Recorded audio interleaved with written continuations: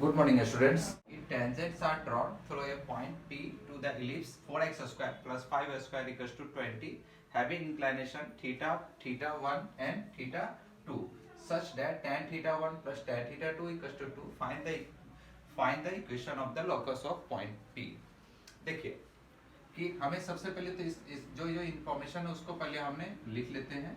तो गिवन जो हमारा है, जैसे tan theta 1 plus tan theta 2 लिखा हुआ है, tan theta 1 plus tan theta 2, tan theta 2 is equal to हमारा 2। अपन ये समझते हैं कि tan थीटा 1, tan थीटा क्या होता है, स्लोप होता है। एक तरह से हमें क्या दे रखा है कि m1 plus m2 is equal to 2।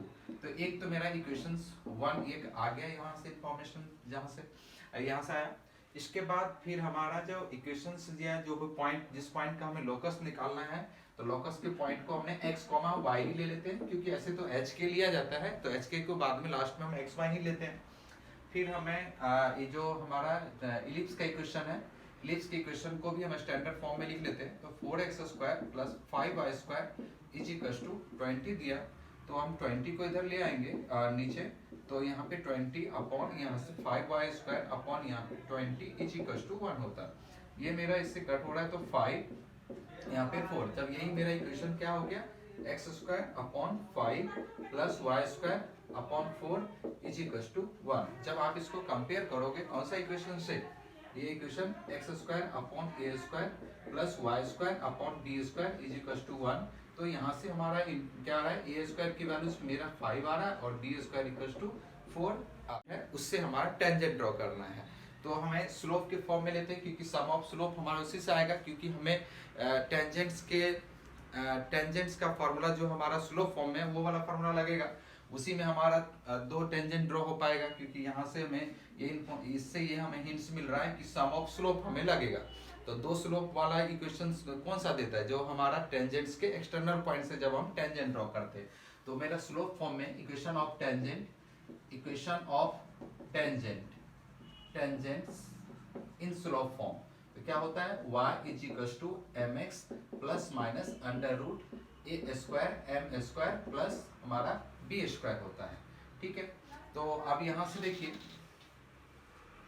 यहाँ से जो हमारा a की वैल्यूज हमें गिवन है और b की वैल्यूज भी गिवन है, इसमें सब्स्टिट्यूट कर दो, तो y is equal to mx plus minus under root, यहाँ से कितना आ रहा है 5m स्क्वायर प्लस यहाँ पे 4 आता है। इस इंफॉर्मेशन को इधर हम लिख लेते हैं कि m1 plus m2 is equal to हमें 2 यूज करना है। ठीक है, तो अब यहाँ से देखो, मैं अब क्या करता हूँ कि इस टर्म्स को इधर लेके आ जाता हूँ, तो y माइनस mx इधर आ गया। इधर हमारा क्या बचा, राइट साइड में क्या बचा कि square root of 5m square plus 4 बच जाता है। फिर आफ्टर दैट फिर देखिए कि जब हमारा यहाँ पे स्क्वायर रूट से यदि हम बाहर निकलना है तो स्क्वायरिंग करना होगा, तो दोनों तरफ क्या करो, स्क्वायरिंग कर दो। जब आप इन दोनों तरफ स्क्वायरिंग करोगे तो ये a माइनस बी का होल स्क्वायर, तो y स्क्वायर प्लस यहाँ से m square x square minus 2m x y हो जाएगा, और इस तरफ हमारा क्या हो जाएगा 5m स्क्वायर प्लस 4 हो जाएगा। फिर आप m स्क्वायर वाले को एक साथ लिख लो, तो देखो ये m स्क्वायर है और यहाँ पे m स्क्वायर है, तो ये m स्क्वायर जब एक साथ लिखेंगे तो इसकी कोफिशिएंट x स्क्वायर माइनस 5 होगा। क्यों, क्योंकि ये वैल्यू जाएंगे इधर तो माइनस बन के आएगा।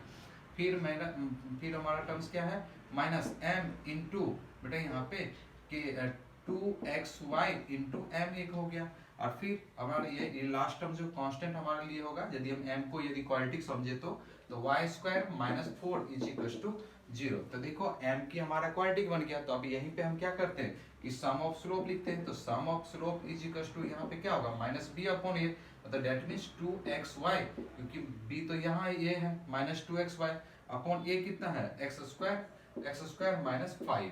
और यहाँ पे आपको इंफॉर्मेशन में दिया हुआ है कि सम ऑफ स्लोप हमारा कितना दिया है 2, तो ये वैल्यूज को यहाँ पे यूज कर लो, तो 2 is equal to 2xy upon x square minus 5, इस 2 से 2 कट जाएगा।